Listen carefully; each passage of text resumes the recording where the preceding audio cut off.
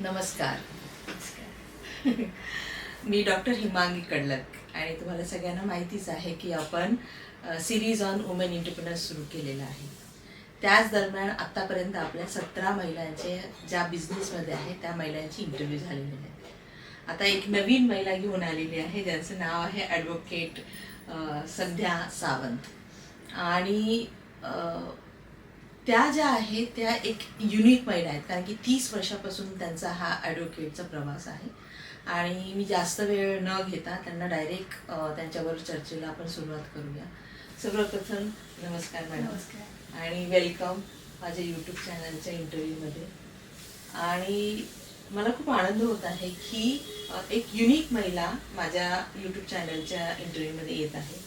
कारण की आत्तापर्यंत ज्या महिला आलेल्या आहेत त्या लिटरली एक म्हणजे त्यांचं एक बिझनेस असा ओरिएंटेड आहे. पण तुमचं जे प्रोफेशन आहे त्याच्यातून तुम्ही पैसे इथे कमवतातच पण लोकांचं कल्याणही होतं. तर ह्या एंटरप्रेन्योरशिपमध्ये जसं मी मुलांना शिकवते एंटरप्रेन्योरशिप म्हणजे काय, तर ह्या एंटरप्रेन्योरशिपला आपण सोशल एंटरप्रेन्योरशिप म्हणतो.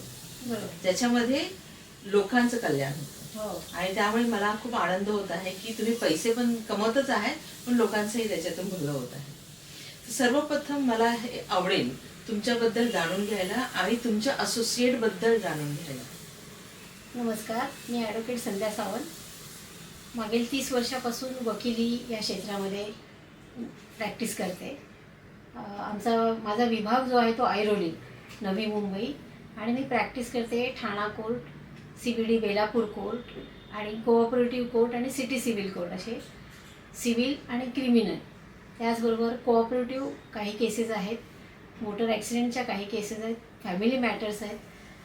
अशा प्रकारे म्हणजे 1996ला जेव्हा मी ह्या प्रभागामध्ये प्रॅक्टिस करायला सुरुवात केली, कोर्टात जायला सुरुवात केली, त्यावेळेला इथे वकील फार कमी म्हणजे हातावर मोजण्या एवढेच. आणि रेग्युलर कोर्टात जाणं रेग्युलर आणि प्रॅक्टिस करणं, पुन्हा येऊन ऑफिसमध्ये बसणं, अशा प्रकारचे वकील जे फार कमी प्रमाणात मिळतात. तुम्हाला नॉर्मली पाहायला गेलं तर ऑफिसमध्ये जे वर्क करतात प्रॉपर्टी रिलेटेड किंवा इतर तर ते तुम्हाला भरपूर मिळते. पण प्रॅक्टिसिंग वकील हे जे हातावर मोजणे की आताही तेवढेच आहेत, कमीच आहेत. परंतु पहिली त्या 96च्या काळातली 96 ते 2005 पर्यंत अगदीच कमी म्हणजे 2-3 जण असतील आणि त्यांची आणि मी खूप सिनियर असल्यामुळे त्यावेळेला म्हणजे जेव्हा मी ऑफिस ओपन केलं तेव्हापासून जी रीग लागलेली आहे माझ्या ऑफिसमध्ये ती आजपर्यंत कायम आहे. हो. आता सिनियरिटीप्रमाणे माझ्याकडे भरपूर स्टाफ आहे, त्यामुळे अपॉइंटमेंट्स घेतल्या जातात, वेळ ठरवली जाते आणि त्याप्रमाणे मी हे करते. पण पहिलं माझं अजूनही सकाळी 10 ते संध्याकाळी 10 पर्यंत माझं ऑफिस चालूच असतं. रात्री कधी कधी 10 नंतरही ओळखीची लोक आले, खूप अर्जंट आहे, आताच तुम्ही पहिलं फोन आला होता आणि मला थोडा वेळ तरी द्या. मग मी म्हटलं नाही, माझा एक आता हे आहे चालू तर थोडा वेळ लागेल. तर म्हणाला की कधी पण सांगा मी येईन. अशा प्रकारचं एमर्जन्सी पण काही लोकांच्या आयुष्यात येते आणि मग तो वेळही वाढत जातो. तर अशा प्रकारे 2005 नंतर मग मी पाहिलं की हा कामाचा ओघ आणि खूप वाढत आहे. तेव्हा मग मी ज्युनियर्स वगैरे माझ्या संपर्कात आल्या आणि मग मी ते असोसिएट फर्म म्हणून हे केले. पण त्याची जी मेन आहे ती मीच आहे, संध्या सावंत असोसिएट्स म्हणून.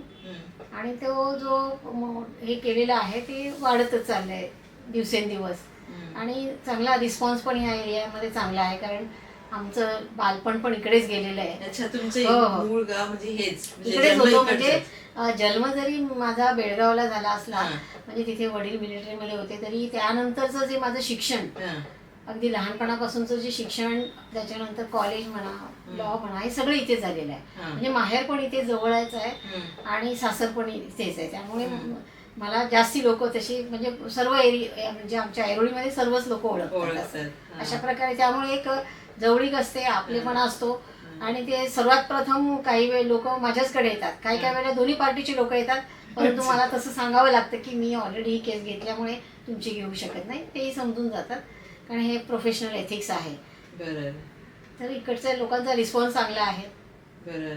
आता जसं मी जेव्हा तुम्ही तुमच्या आता आपण तुमच्या ऑफिसमध्येच बसलेलं आहे आणि ह्या सगळ्या फायलिंगच्या मध्ये बसलेले, जेव्हा मी तुमच्या ऑफिसमध्ये इंटर केलं, प्रवेश केला, तेव्हा मी बघितलं एवढे सगळे अवॉर्ड तुम्हाला मिळालेले आहेत आणि मला म्हणजे आता मी खूप लोकांकडे आणि ऑफिसमध्ये जाऊनच भेटली आहे, पण तुमचं जे ऑफिस मला असं वाटलं ना, जे देऊळ असतं ना, जे नेहमी सतत उघडं असतं आणि कोणीही जो भक्त असतो, जो दर्शन घ्यायला जातो आणि त्याच्यासाठी देव उभाच असतो, तशा पद्धतीचं मला एक वाईब झालं आणि मला खरं वाटतंय ते.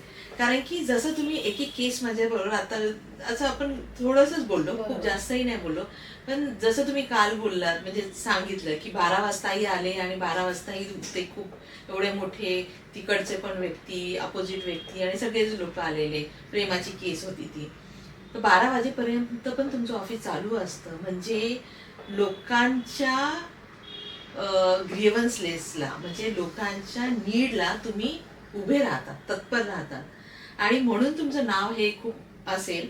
पण याच्या पाठीमागे तुमचा स्वभाव कुठेतरी दिसत आहे की बाबा तुम्ही किती मन मिळावू किंवा लोकांनी आपल्यापर्यंत आले, ठीक आहे मी आहे तुमच्यासाठी, बरोबर असं हे करणारं. कारण की आता आपण 9 वाजले आहेत आणि आपण 9 वाजता इंटरव्ह्यू घेते, तरी पण तुम्ही शांतपणे आणि खूप एकाग्रपणे घेत आहेत आणि लोकांना सांगताय की ठीक आहे एक तासाने भेटू. म्हणजे तुमचा दिवस कधी संपतोय बरोबर आहे. हे कधीच मला तर त्याच्याबद्दल थोडंसं सांगाल का मला? नक्कीच स्वभाव आहेच. महत्वाचं म्हणजे मी एक महिला असल्यामुळे महिलांचा जर कोणाचाही मला फोन आला तर मला अगदी म्हणजे मी मग सगळं हरवून बसते आणि तिला काय प्रॉब्लेम आहे आणि तो मी कसा सॉल्व्ह करेल किंवा मी तिला कशी मदत करू शकते लवकरात लवकर, ह्याच्याकडे माझा जास्ती प्रिफरन्स असतो.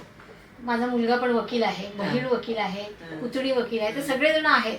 परंतु पाहायला गेले तर त्यांनाही माहिती आहे की इथे कुठेतरी कोणी पण म्हणजे आता इतका वेळ मिळत नाही मला पहिल्यासारखं. कारण पहिलं मी अक्षरशः इथे बसायचीच नाही, पण कालांतराने थोडंसं मॅनेजमेंट करावं लागलं. कारण पूर्ण दिवस रात्र तर आपण हे करू शकत नाही, कारण बऱ्याच गोष्टी असतात, स्वतःकडे पण लक्ष द्यायला लागतं. परंतु जेव्हा एखाद्या महिलेची हाक येते ना, तेव्हा मी रात्रंदिवस काय बघतच नाही किंवा वेळ बघतच नाही आणि मग तिचा तो प्रॉब्लेम सॉल्व्ह केल्याशिवाय मग काही मी कारण की जसं मुलं काल 12 वाजेपर्यंत तुमचं हे सगळं चाललेलं, म्हणजे बापरे 12 वाजेपर्यंत म्हणजे तुमचं जरी ऑफिस 10 वाजल्यापासून सुरू असेल तर त्याचा बंद होण्याची वेळ भले तरी तुम्ही ऑफिशियली डिक्लेअर केली 10, पण ते काय तशाच पद्धतीने होतं असं नाहीये. बरोबर.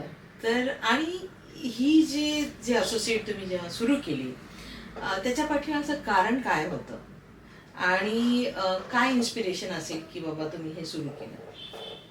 महत्वाचं म्हणजे हे इश्यू असा असतो की जेव्हा तुम्ही तुमचं टर्नओव्हर वगैरे जास्त वाढतं, त्याप्रमाणे तुम्हाला ते असोसिएट्स हे आपल्याला सीए वगैरे सल्ला देतात की असोसिएट्स करायला पाहिजे. तुमचे स्टाफ वाढलेले आहे, त्यांचं पेमेंट कुठेतरी भरपूर लोकांना दिलं जात आहे, घेतलं जाते, अशा प्रकारचा तो इश्यू आहे असोसिएट्स. आणि त्याप्रमाणे मग त्यांनी सांगितल्याप्रमाणे आम्ही ते केलं आणि त्याचा रिस्पॉन्स पण आम्हाला खूप चांगला आला आणि त्याच्यानंतर मग काय मागे वळून पाहण्याची गरजच नाही पडली, कारण हे रोजचं हे वाढतच गेलेलं आहे. जेव्हा तुम्ही सुरू केलं असेल म्हणजे तुम्ही म्हटलं ना 1996च्या दरम्यान सुरू केलं? नाही, 96ला मला सनद मिळाली, 2005 तुम्ही सुरू केलं. पण जेव्हा 2005ला जेव्हा तुम्ही सुरू केलं असेल तेव्हा तुम्ही एकटीच असाल असोसिएट मध्ये? मी, माझी बहीण वगैरे होते दोघी. अच्छा, दोघी जणी होते. नाही, मी एकटीने सुरू केलं, पण त्यांना पण मग एक ऍज अ स्टाफ म्हणून सगळ्यांना घेत गेले त्याच्यामध्ये. जसं त्या काळामध्ये स्त्रीने एखादं फर्म सुरू करणं हे थोडं रेअर असेल ना, अशा काळामध्ये तुम्हाला महिला म्हणून काही अडचण आल्या का किंवा लोकांकडून रिस्पॉन्स कमी येणं किंवा असं काही झालेलं का? असं काही अडचणी तुम्हाला जाणवलेल्या का त्या काळामध्ये फर्म चालू करताना किंवा त्याच्यानंतरही तुम्ही प्रॅक्टिस जेव्हा सुरू केलेली तेव्हा असं काही? मला तशा कधी अडचणी काही झाल्या नाही. त्याच्यासाठी मी देवाचे आभार मानेन की अशा पद्धतीचं अडचण म्हणजे कधी झाली नाही. आणि मी एक तेच सांगेन की जर तुमच्या कामावर श्रद्धा असेल आणि तुम्ही सातत्याने त्याचं व्यवस्थित काम करत असाल तर तुम्हाला अडचणी आयुष्यात कधी येणार नाही. आणि आल्या तरी त्या तुम्ही तुमच्या ताकदीवर तुम्ही त्या व्यवस्थित लेवलवर आणू शकता. हो, ते सॉल्व्ह होतात आपोआपच. जर एखादी फॉर्म आपल्याला चालू करायची असेल तर त्याच्या पाठीमागची प्रोसिजर काय असते? प्रोसिजर म्हणजे ॲक्च्युली आपल्याला ज्या फॉर्म्स असतात ते फॉर्म्स आपण घेऊन त्याच्यामध्ये ज्या काही तरतुदी असतात त्या आपण फुलफिल झाल्या आपल्या ह्याच्यातून, त्याचा टर्नओव्हर असतो तो तेवढा बसत असेल तर CS तुम्हाला सजेशन देतं की तुम्ही हे करू शकता. म्हणजे त्याच्याकडनं सल्ला घेऊन आपण ते फॉर्म भरून दिलं की आपल्याला ते सुरू होतं आणि मग ते खूप त्याचे चांगल्या प्रमाणात रिझल्ट्स पण मिळतात आपल्याला. बरोबर. आणि तुम्ही इथे ह्या असोसिएटच्या अंतर्गत कोणकोणत्या पद्धतीच्या केसेस घेता? माझ्या नॉर्मली सगळ्या जास्ती करून सिव्हिल केसेस आहेत. सिव्हिल बरोबर क्रिमिनलही आहेत, कारण काही गोष्टी महिला आणि मॅट्रिमोनियल केसेस आहेत, फॅमिली मॅटर्स आहेत, नेगोशिएबल इन्स्ट्रुमेंट आहेत, 138च्या केसेस आहेत, परत सोसायटीच्या केसेस आहेत. तर माझं असं म्हणजे कसं माझ्याकडे जो क्लायंट येतो तो माझा असतो, माझ्यावर विश्वास ठेवून किंवा त्याला जो प्रॉब्लेम झालेला असतो तो मॅडम सॉल्व्ह करणार ह्या अगदी पूर्ण भावनेने आलेला असतो. आणि मग त्या केसेस आल्यानंतर मग मी त्याची जी श्रद्धा माझ्यावर आहे ती मग मी ढळू देत नाही आणि मग मी त्या माणसाची ती केस घेते. मग ती किती कशी असो, अगदी एखाद्याने म्हणजे आपण म्हणतो ना की अगदी एकदा मर्डर केला आहे किंवा एखाद्याने म्हणजे आत्महत्या केली आहे किंवा रेप म्हणा, कोणतीही केस असू दे, तर ती मी पडताळते, पाहते, त्याच्यामध्ये किती सच्चेपणा आहे ते बघते आणि मी ती केसेस घेते. त्यामुळे त्या केसेस आपण 100% आपण देऊ शकतो, आपण देतो आणि त्या आपण जिंकतो. आता जसं तुम्ही खूप साऱ्या केसेस लढल्या असाल तर तुमची अशी मेमोरेबल जी आठवण राहील अशी कोणती केस आहे का?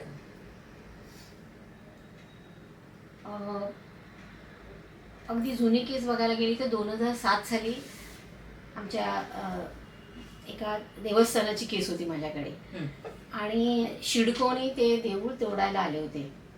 सेक्टर आमच्या ऐरोलीतलीच केस आहे, संत गजानन भक्त मंडळ.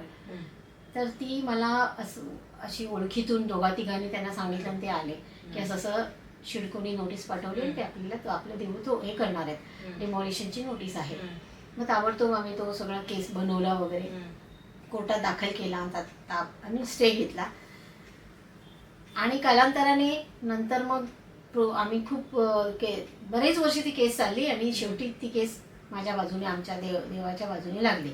मी हे श्रेय पूर्ण आमच्या गजानन महाराजांना देईन की एवढी शिडको विरुद्ध आणि नवी मुंबई महानगरपालिकेविरुद्धची केस शक्यतो कोणी जिंकत नाही.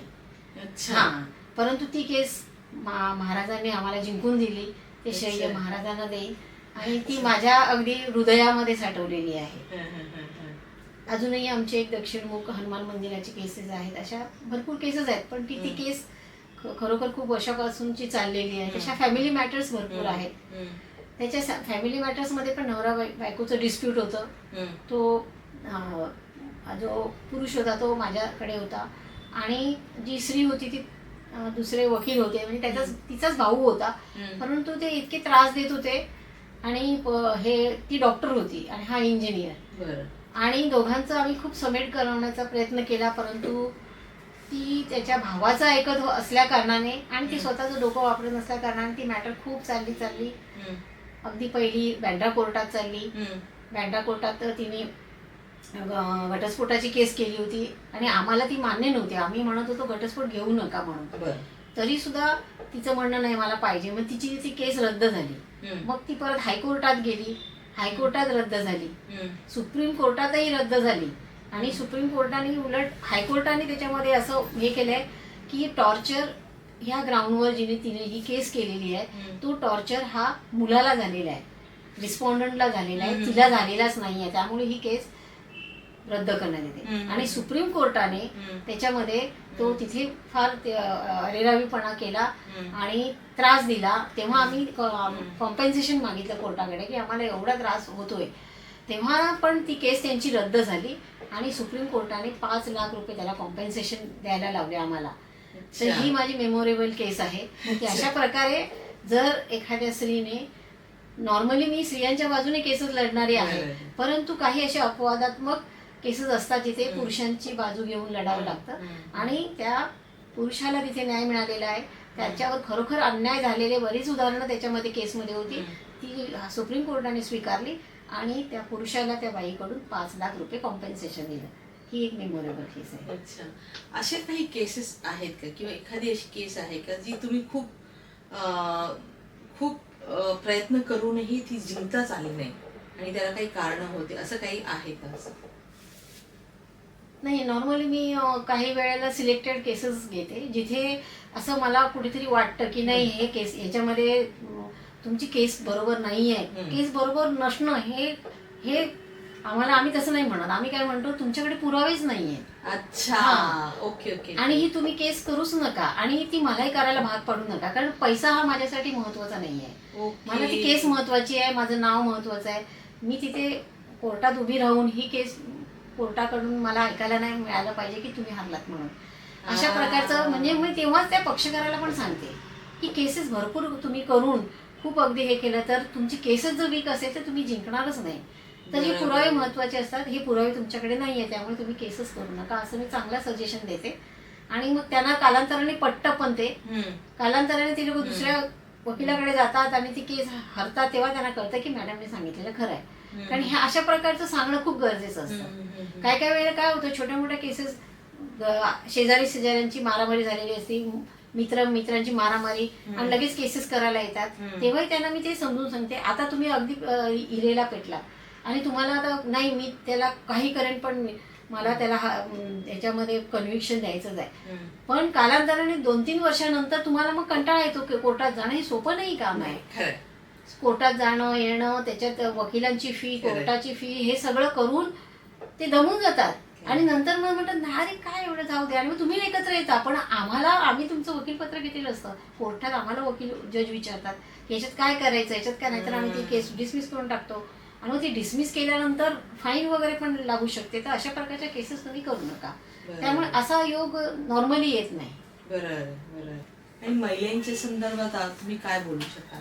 महिलांच्या संदर्भात ज्या पण आता खूप साऱ्या आपण बघतो, गव्हर्नमेंटने खूप साऱ्या सुविधा किंवा खूप साऱ्या गोष्टी महिलांच्या बाबतीत तयार करून ठेवलेल्या आहेत, पण तरीही अजून महिलांची जी स्थिती आहे समाजामध्ये ती त्या पद्धतीने इक्वली म्हणा किंवा त्या पद्धतीने त्यांना न्याय मिळतोच अशाही पद्धतीचे नाही आहे. तर कुठे आपण अजून त्याच्यावर काम करायला पाहिजे की जेणेकरून अजून व्यवस्थित पद्धतीने लिगल सिस्टम होऊ शकते, असं तुम्हाला वाटतं? बरोबर आहे, कारण सुरुवातीला खूपच हे होतं महिलांचं. आपण पाहिलं तर त्यांचं सर्वच अगदी शिक्षणापासून, शिक्षण त्यांचं खूप अगोदर लग्न होणं, त्यांच्या बाकी शारीरिक आणि मानसिक त्यांचं सगळं हे खूप अवघड होतं. पण आता परिस्थिती बदललेली आहे. तरी पण काही म्हणजे गावांमध्ये वगैरे ही तशीच आहे परिस्थिती. तिथे महिलांचं पहिलं म्हणजे त्यांचं शिक्षण पूर्ण होत नाही, लवकर लग्न होतं आणि बाकी सगळ्या गोष्टी मग त्यांच्यावरच येतात. मग ते संपूर्ण मुलांचं सगळं करणं आणि हे त्यांना ते जमत नाही. तर महिलांसाठी तसे शासनाने भरपूर आता योजना केलेल्या आहेत, परंतु ते त्यांच्याकडे पोहोचत नाहीत किंवा त्यांना त्याच्यावर अंमलबजावणी होत नाही. ही अंमलबजावणी जी आहे ना, ती फार महत्वाची आहे. तर हे सगळं आता NGOs वगैरे कामं करतात. आमची पण श्रीमुक्ती संघटना म्हणून, म्हणजे माझा हा एक पैलू एक आहे, श्रीमुक्ती संघटना आहे जी आपले यशवंतराव चव्हाण, तेव्हा त्यांनी ती म्हणजे 30 वर्ष अगोदर त्यांनी ती अंमलात आणली होती. आणि तेव्हापासून सगळीकडे ही पूर्ण महाराष्ट्रभर ही संघटना आहे. आमच्या वाशीला त्याचं मेन ऑफिस आहे.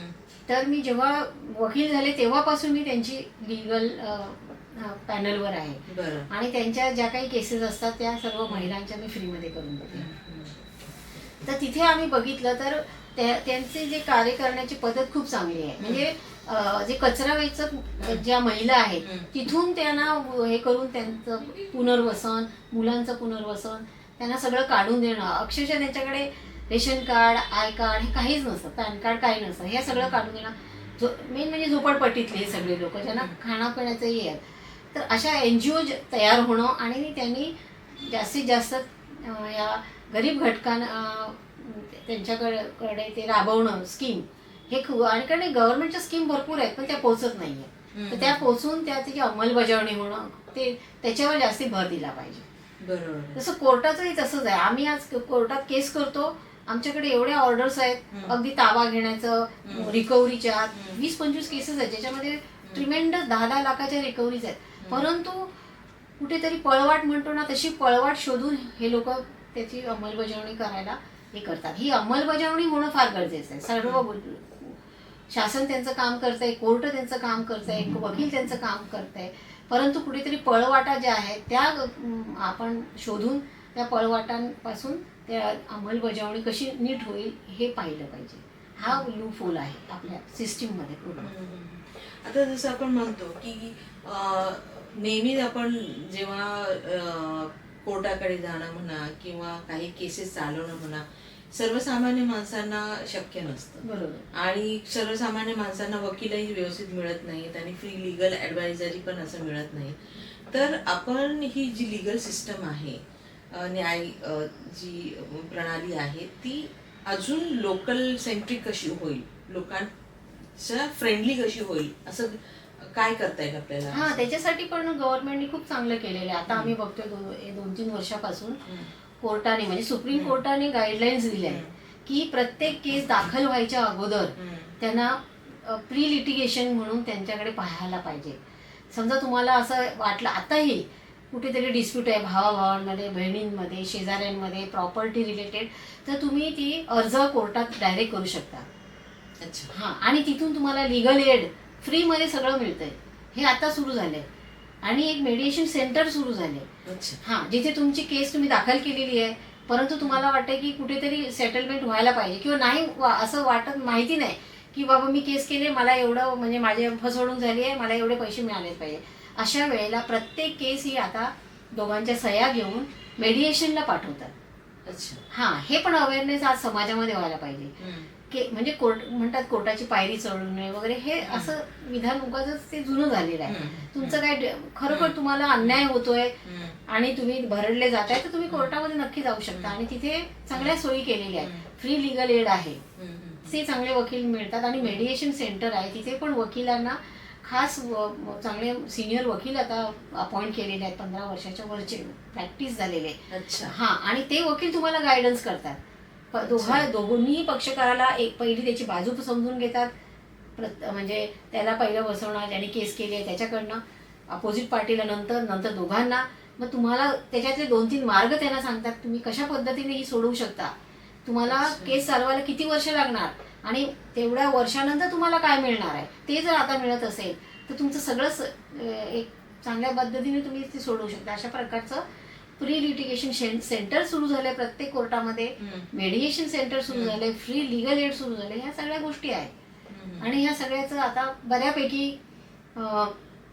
3 महिन्यातून 4 महिन्यातून एकदा लोक अदालत भरते. अच्छा. हां, लोक अदालत मध्ये भरते पण कोर्टातच आपल्या ज्या केसेस असतात ना त्या सर्व केसेस ज्यांच्यामध्ये सेटलमेंट होण्यासारखं आहे त्या केसेस बाजूला काढून त्या सेटलमेंट कडून म्हणतात. अशा मोठ्या प्रमाणात सेटलमेंट होत आहेत. ओके. हां, त्याच्यामुळे आता हे जे आहे ते बऱ्यापैकी चांगलं चाललेलं आहे. ओके. तर तुम्हाला काही एक मेसेज जर द्यायचा असेल महिलांसाठी तर कोणता मेसेज द्यायला आवडेल? महिलांना मेसेज द्यायचा असेल तर माझं एवढंच आहे की म्हणणं आहे की महिलांनी ना म्हणजे सुरुवातीच्या ज्या ज्युनियर्स आहेत की त्या ज्युनियर्स असतील किंवा नवीन नोकरी करणारे, की आपण आपलं काम आहे ना अगदी मनापासून केलं पाहिजे. मनापासून आणि प्रत्येक दिवस किंवा प्रत्येक मिनिटं ह्याचा हिशोब आपण स्वतःला दिला पाहिजे की बाबा मी आज हे केलं आणि मी कुठे टाळाटाळ केलेली नाही, टाइमपास केलेला नाही आहे. आणि स्वतःलाही वेळ द्या, परंतु आपले जे वर्किंग आवर्स आहेत ते वर्किंग आवर्स पूर्णपणे कामाला लावा, काम करा आणि त्याचं फळ तुम्हाला 100% अगदी चांगलं मिळणार. एवढं चांगलं मिळणार की तुम्ही एवढ्या बिझी होणार आयुष्यामध्ये आणि एक खरं बोला आणि सत्य कायम ठेवा. कारण जेव्हा तुमच्याकडे लोक बघतात तेव्हा त्यांनाही वाटतं की जिथे खरं बोललं जातं, सत्य असतं, तिथेच लोक परत परत येतात, ही गोष्ट कायम. आणि आपण आज खोटं बोललो तर तुम्हाला वाटत नाही ह्यांना काय कळणार नाही, पण तसं नसतं. ते कुठेतरी परत फिरून आपल्याकडे येतच आणि त्या लोकांनाही ते कळतं. त्यामुळे चांगलं वागा लोकांशी आणि सत्य बोला, हे मी सांगेन. आणि खूप मेहनत घ्या, त्याचं फळ अगदी चांगलं मिळतं. आता जसं तुम्ही एवढं छान बनवलेलं आहे आणि एवढ्या वर्षापासून ऑलमोस्ट 30 वर्षापासून ह्या लिगल क्षेत्रामध्ये आहेत आणि 25 वर्षापासून तुम्ही हे असोसिएट तयार केलेलं आहे, तुमचं फ्युचर प्लॅन काय आहे?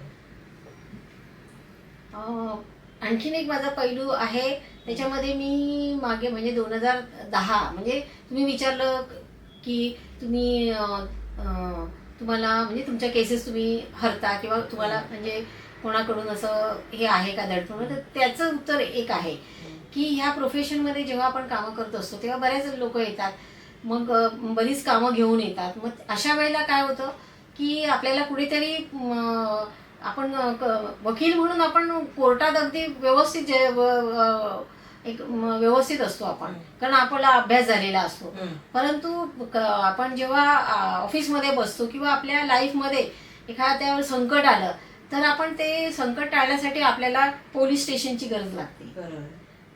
त्याच्यानंतर ज्या वेगवेगळे शासनाचे डिपार्टमेंट्स आहेत त्याची गरज लागते. नवी कॉर्पोरेशन असेल तर त्यांची गरज आहे. आणि तिथे गेल्यानंतर आपण वेगळं चित्र पाहायला मिळतं.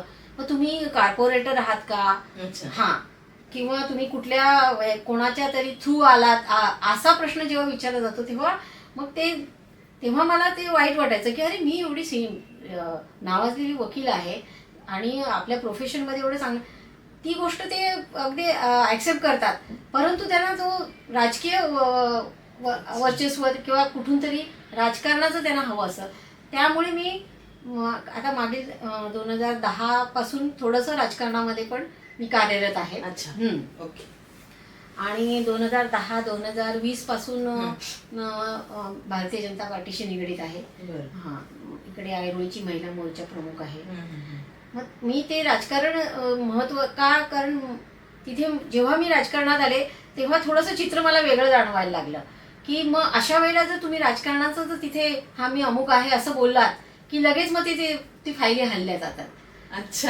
ह्या कारणासाठी मला माझ्या पक्षकार, माझी लोक ह्यांच्यासाठीच मला हे थोडंसं करावं लागलं. आणि मी तिथे आता ते वाटचाल चालू आहे आणि पुढे मला तिथे थोडंसं स्कोप वाढवायचं आहे. तुम्हाला जायचं आहे. मी ऑलरेडी गेलेली आहे. इलेक्शन पण लढवले होते पण थोडेसे अजून ते छक्केपंजे अजून तेवढे आत्मसात झाले नाहीये. पण मी म्हंटल ना, खरं बोलणं हे माझं प्रथम कर्तव्य आहे. तिथे कुठेतरी असू शकतं काही, पण मी प्रयत्न करत राहीन. आणि थोडं पॉलिटिक्समुळे त्याचं वजन आहे आणि त्याचा फायदा आपल्याला होतो. अच्छा, अजून मला छान वाटलं तुमच्याशी बोलून. अजून तुम्हाला काही सांगायचं असेल तर तुम्ही सांगू शकतात आणि त्यामध्ये आपण हे संभाषण आपण इथे संपू शकतो. तुम्हाला काही असं नाही, तेच मी म्हणेन की राजकारणामध्ये पाहण्याचा दृष्टिकोन हा सुशिक्षित लोकांमध्ये वेगळा आहे. खरं. राजकारण असं बोललं तरी पण थोडंसं त्यांचं, इव्हन माझ्या मित्रमैत्रिणी जे वकील आहेत मग त्यांचंही थोडंसं कुरबुर असते की तिथे जाऊन तुला त्रास होईल किंवा काही लोक काहीतरी बोलतात वगैरे. तर मी म्हटलं मला सपोर्ट आहे माझ्या घरचा, माझ्या कुटुंबाचा, माझा एक समाज आहे, त्या समाजाचा पण मला पूर्ण सपोर्ट आहे आणि मी स्वतः खंबीर आहे. त्यामुळे मला भीती हे कधीच वाटत नाही. परंतु उलट मी म्हणते की मी त्याच्यामुळे माझ्या समाजासाठी काहीतरी करते आणि करू शकते ह्याचा मला आत्मविश्वास आहे. त्यामुळे मी महिलांना आता खूप करत आहात, आता तर ऑलमोस्ट खूप साऱ्या गोष्टी करत आहात, पण पॉलिटिक्स मध्ये गेल्यानंतर तुम्हाला काय वाटतं की अजून छान करू शकतं असं तुम्हाला काही वाटतंय? वाटतं ना, नक्की वाटतं. आज मी बघते ना पॉलिटिक्समध्ये तर आम्ही एज्युकेशनचा अभाव आहे. जे नेते मंडळी आहे ते स्पष्ट बोलते ते त्यांचं शिक्षण पूर्ण नसतं, त्यामुळे ती लेवल मेंटेन होत नाहीये, कुठेतरी कमतरता भासते. इम्प्लिमेंटेशन योजना एवढ्या आहेत परंतु त्या इम्प्लिमेंटेशन होत नाहीये, समाजाच्या अगदी गरीब लोकांपर्यंत त्या पोहोचत नाहीये. कारण त्या व्यक्तीलाच ते काय कशा राबवायच्या त्याच्याबद्दल नॉलेज कमी आहे. तो गाईडच करू शकत नाही तर तो लोकांपर्यंत पोहोचणार कसा. ह्याच्यासाठी मला असंही वाटतंय की एक एज्युकेटेड लोक जास्तीत जास्त राजकारणात आली पाहिजेत आणि दृष्टिकोन बदलला पाहिजे तर आपल्याला त्याचाही फायदा समाजाला जास्त होईल. अच्छा, त्याचा फायदा खूप, एज्युकेशनचा फायदा समाजाला जास्त होईल एज्युकेटेड लोक आली तर. अच्छा, म्हणून त्या कारणाने तुम्हाला असं वाटतं की पॉलिटिक्स मध्ये पॉलिटिक्स मध्ये जाऊन त्याच्या ज्या योजना आहेत त्या तळागाळातल्या लोकांपर्यंत पोहोचवल्या पाहिजेत. कारण त्या योजना मी प्रत्यक्ष राबवते. मी वर्षभर राबवते. सकाळपासून आमच्याकडे 2-4 तरी अमुक कार्ड तमुक कार्ड हे ते सगळं चालू असतं. ज्येष्ठ नागरिक कार्ड सगळ्यांना जे येतील त्यांना फ्रीमध्ये ज्येष्ठ नागरिक कार्ड काढून देते. अच्छा, हां, 60 वर्षाच्या नंतरचे. हां, Ayushman Bharat card, health card हे सगळे काढून देते. कोणाला डोमिसाईल, कोणाचं आणखीन इन्कम सर्टिफिकेट्स ह्या सगळ्या मी फ्रीमध्ये करून देते. अरे वा. हो. अच्छा, गुड गुड. छान वाटलं तुमच्याशी बोलून आणि तुमचा प्रवास ऐकून. आणि मला आवडेल अजून तुमच्याबरोबर पुढे अजूनही चर्चा करायला. आणि आता ही जी सिरीज मी चालू केलेली आहे महिला वुमेन एंटरप्रिनरशिपमध्ये, त्याबद्दल तुम्ही अजून एक महिला म्हणून माझ्या सिरीजमध्ये ॲड झाल्याबद्दल तुमचं धन्यवाद. धन्यवाद, खूप खूप धन्यवाद.